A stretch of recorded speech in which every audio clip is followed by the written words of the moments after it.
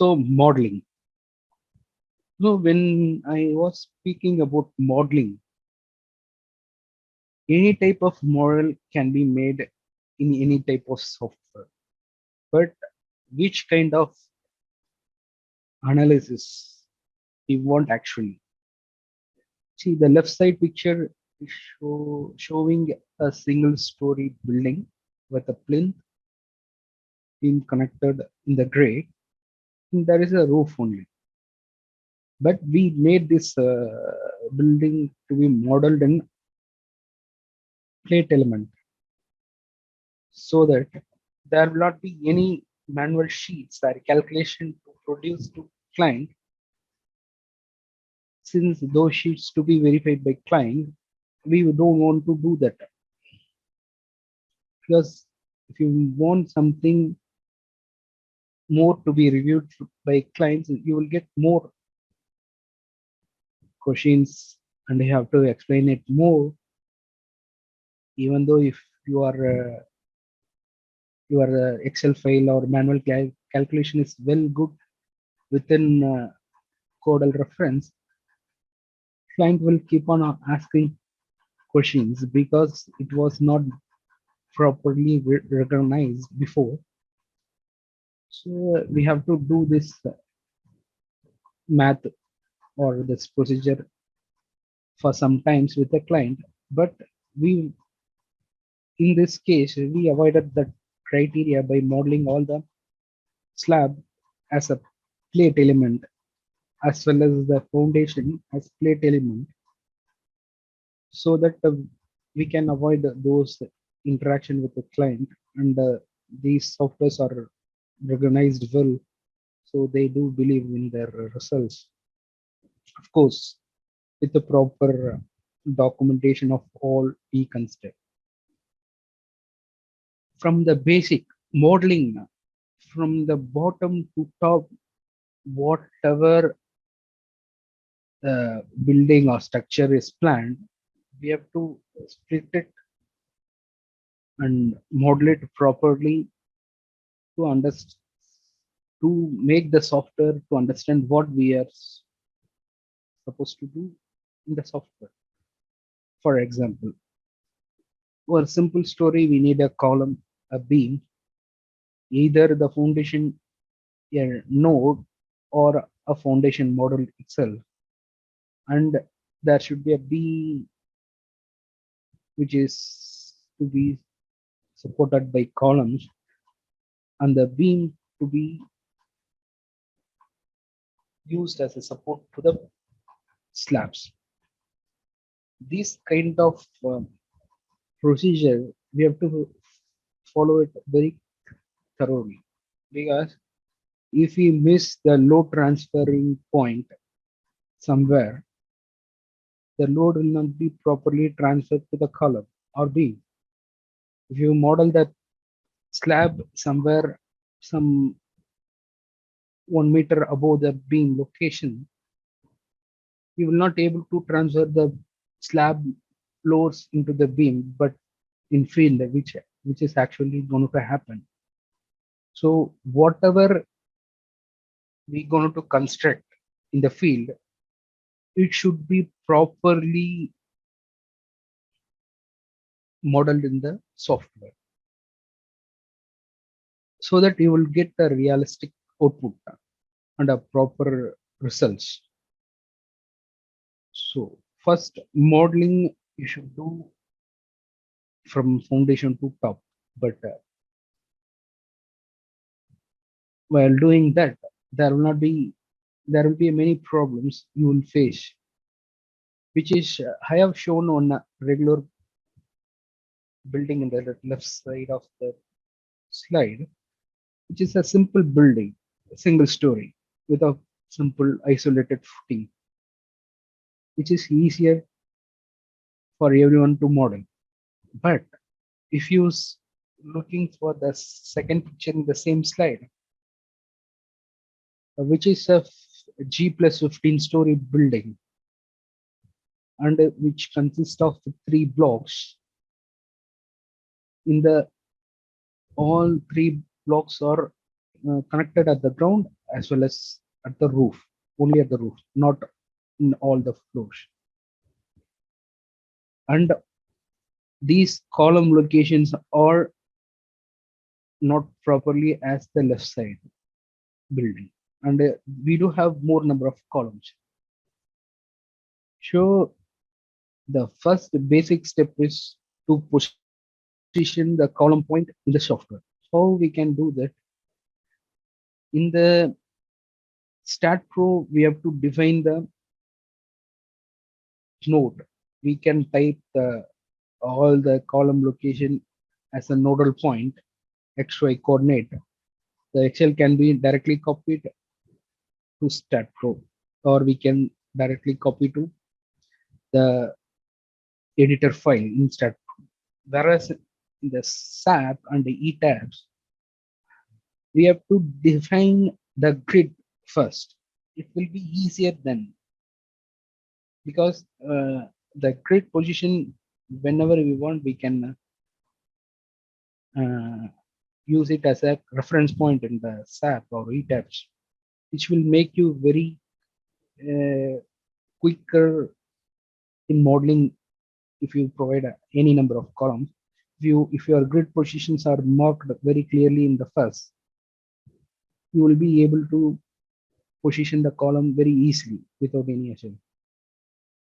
So for StatPro and the ETABS or SAP, the positioning the column is the common point, but how we gonna do in the software differs.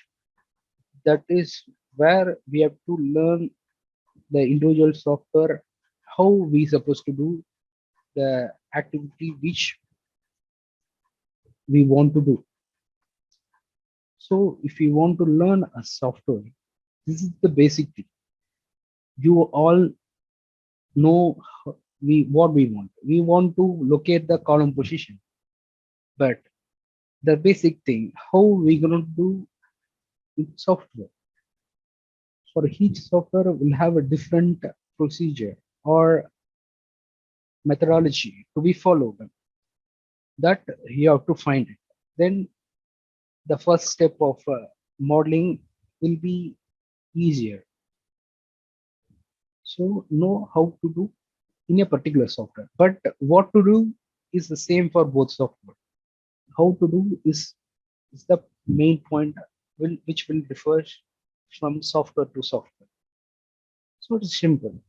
From the I was just explaining about the column position. The same principle applies for creating a beam, providing a slab, and how we supposed to connect everything.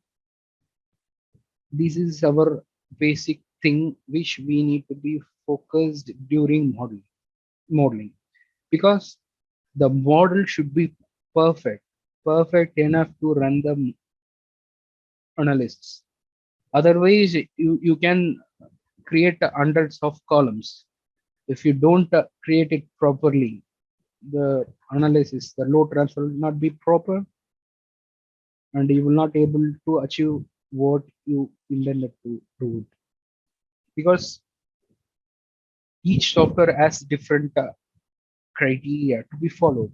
If you want to create a node in StatPro is different. If you want to create a node in SAP or ETABS is different. But the main thing is you have to create a node, which is the column position, or you have to create a member, which may be a column or beam or a slab element.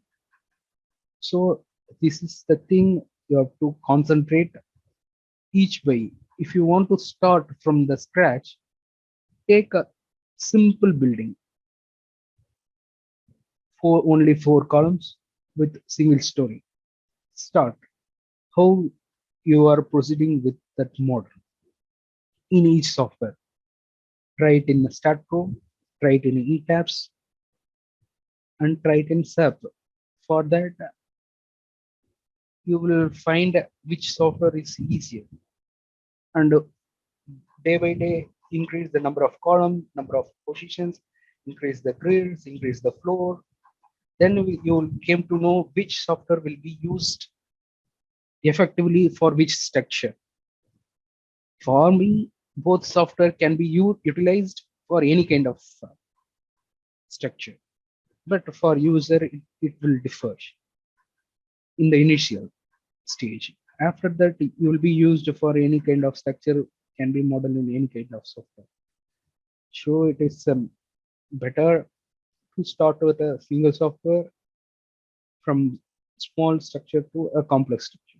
Then the same thing, if you start with another software, it will be very easier for you to do the same procedure. If you learn StatPro or if you learn ETABS, you can simply copy the things for the other softwares, but you have to work it out so that you can achieve the things. So whatever software you use, the modeling is very important so that the load points to be connected properly. The assumption what we made from the input to be perfectly transferred to the software. Otherwise, the software will do, software will analyze, but you will not get the proper result. Since the software is strong, no, we made something wrong in our input. We made a software to understand something else because we want a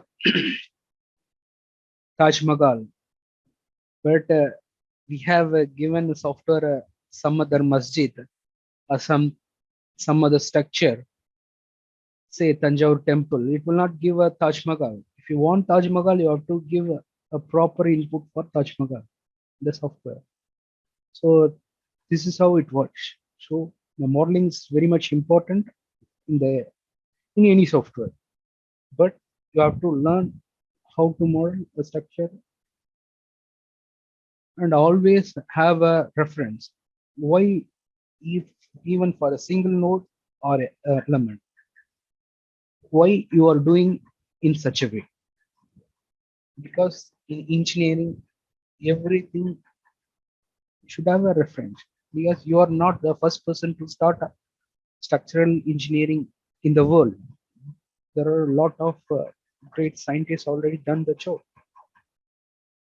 We can improve it, but we cannot start from the scratch. I mean the research, but learning we have to start from scratch if we don't know anything in a particular software. That is different story. So if you want to make a node or any member or any action in the software in the modeling, you should make a proper reference how it is made earlier. You can verify in the organization. There will be any organization to have a set of backup files to be used for GEDs. And if you are not yet employed, you can refer any software reference from each software support pages. They do have a lot of questionnaire sections, and even Skill-Lync have a broader people to do clarify your doubts and how it will make it easier for you. So we can discuss about modeling more, but it is the basic concept. Either it is a node, either it is a small structure, either it is some 15 floors, either it is concrete or steel. The procedure remains same. You have to do modeling, but for what kind of structure you are doing, you should have a proper reference and why you are doing that. Or if you know something very analytical in your paper, that can be easily transferred to the model. So basic thing is we need to know what we need to do. And yes, properties of member. Okay, properties we can define it as into two vast sections. One is a material property, another one is a sectional property. The material will be defined at the first. Either you're going to do a concrete structure or precast member or steel structure, or for whatever material you're going to use will be defined at the first in the project course. If you're going to define a material type for a particular project, you have to do some analysis which will be uh, which will cost how much, so that then the client will decide which he want with the time impact and the returns of his particular intent project. So material property, usually the client will define what kind of structure they want, or the architect will define based on the purpose of use. For say, if you want to build a foundation, you require concrete. You want to support a crane, you need a steel girder.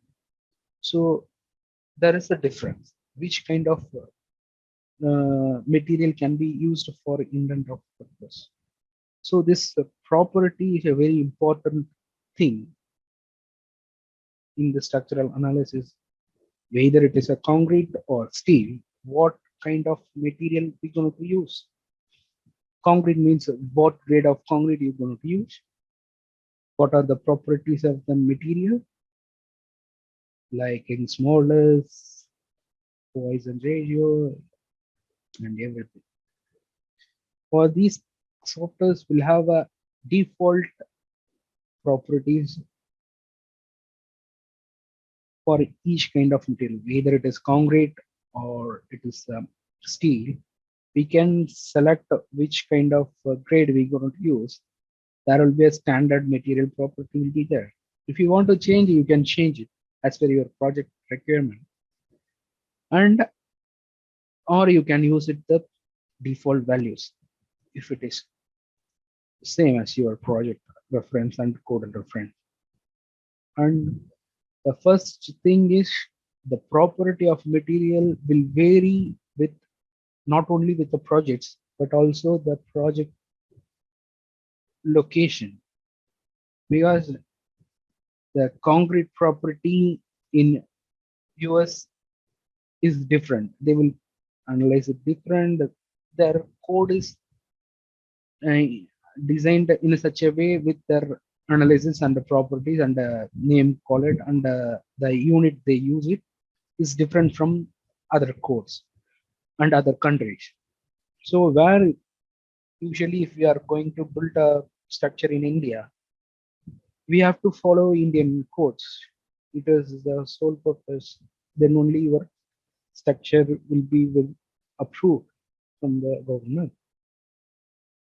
And if you're going to design a structure in Saudi, the client will call for American code. Or if you are doing a project in a so African region, the client may ask you for a European code. It depends. If some country don't have the individual codes, they will refer some other international codes. But each code will have each set of values with respect to their grade reference. So we should be very clear what material we're going to use. Those materials should be reflected in the material property of the model.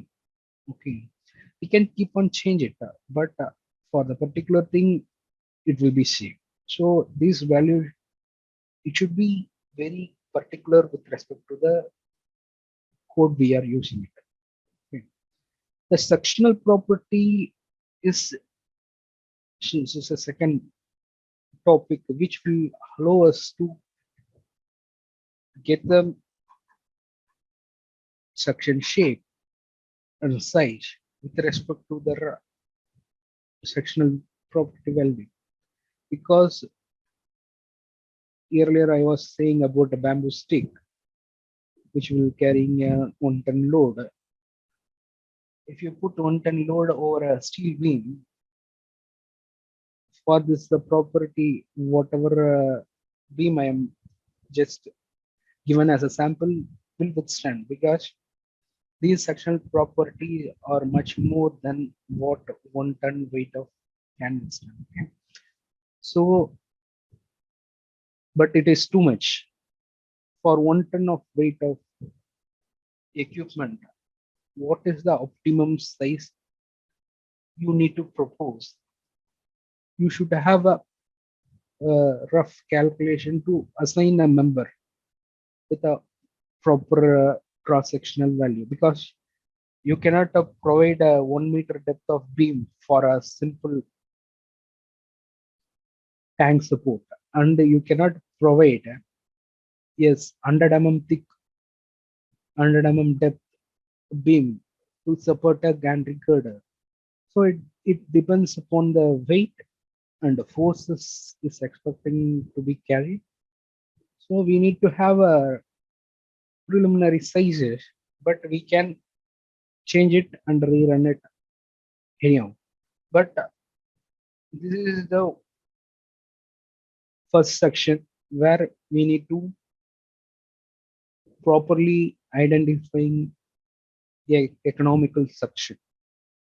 Economical, in the economical, in the sense, you cannot keep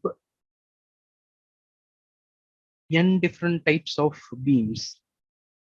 Simply, it is giving a economical weight.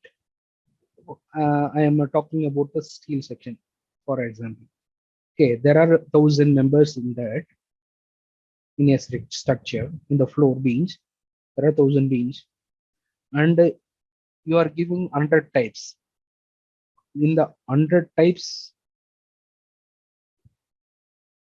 all some 50 types of beams have very little weight difference with others. Means you have to combine those beams into a single property, which will reduce the fabrication cost. Okay, that time, and it depends. If the fabrication is automated, we can do whatever sections we want, but it's also have impact in the erection time. So it's a economical in the sense, should be economical, should be viable, should be feasible in construction. In all aspect, it should be economical. That is the perfect mm, definition of economical. Economical is not stops only with the finance with respect to the weight. It's also depends upon further activities. You have to consider everything, then you can define it as economical structure, because you cannot simply throw 1,000 types of sections which will give results of in a 0.3 digit value is meaningless, because 0.999 and 1 is same for me, but fractionally it is different. But you have to do a math, yeah, calculation based on this kind of execution experience. So you have to define the section very properly. For a concrete, there are only 4 columns in a structure. Out of 4, all column loads are only 10% different, and you are giving 4 different types of rebar arrangement is not useful to the construction site. They may, if they may made a mistake to provide a stronger column, a weaker thing, which will cost you more than what you saved in the other 3 columns reinforcement. So economic in the sense you have to be very particular. Whatever we are saying is really a saving. So the section selection in the section property is very much important.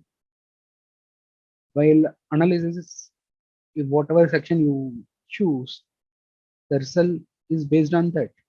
Once you designed, if you want to change some section property, you have to rerun it, and you have to be sure whatever provided section is analyzed and designed in same manner. Because in a case, if you are providing a 600 depth beam, you analyzed and you are getting some forces which will requires on 1 meter depth beam, you cannot simply design and sell it. You have to reanalyze the structure with 1 meter depth beam, since the member stiffness will take effect in the analysis. More stiffer will get more forces.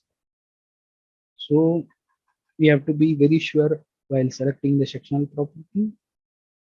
If you select the section in a better way, you will have a reduced number of routine analysis to find a proper section. So nothing more. You can select whatever section you want, and you can analyze. Then it will take a long process to find a proper section. So this is the basic thing you have to take in mind while choosing the section property. And loads. I suppose it should be a very vast topic, but I try to minimize for you. Try to keep you up in this. The dead loads, imposed loads, wind loads, seismic loads, air pressure, water pressure, temperature loads, other loads, if any. The dead loads. The dead load is the self weight of the structure or other materials used as a permanent thing, like equipment or something. These dead loads can be defined in different way in each software. The first picture is showing the start for how we can define the self weight of the structure. We have to input a command called self weight in the directional vertical direction in the moderator's y. So self weight in the direction of y in -1, which means it will take one time for the vertical load towards down. The same way, ETAPs are SAB. We have to define dead load with a self weight multiplier 1. It's a simply 1. So these are the difference. If you want to define a dead load, stat pro requires self weight command. ETAPs require the defined load pattern. We have to define self weight multiplier. This is the basic of starting the loads. We will see loads one by one. That dead load is simply the self weight of the structure. And imposed load. These loads can be called as live load. It's not exactly the term used, live load is correct, so they have changed into imposed load, which is intended for non-permanent members or people or things which will be engaged in any kind of structure. For example, if you are in the home, there will be a movement of people and there will be a mobile things and so on. those kind of loads are taken care in the imposed load. So for this, which is the main criteria to define which kind of load we have to take, the function of building or structure intended to use. Yes, we have to design a residential building. We have to consider those loads in the floors. For example, 2 kilonewton per meter square. Or if you want to design the industrial structure, minimum 5 kilonewton per meter square, it differs by building, structure by structure, intent to use. The purpose is differs, load is differing by the purpose. The floor and the roof levels. The floors load is different because there will be more people movement and more equipment movement, and so and a roof lay load or imposed load is for maintenance. Some cases for party, yeah, that is different criteria. So there are some standard loads is defined in each load, IS standard or ACE, whatever code you take, they will define which kind of load and what is the intensity of load to be used in a particular structure in particular floor. Either it is a floor or roof, whatever it is.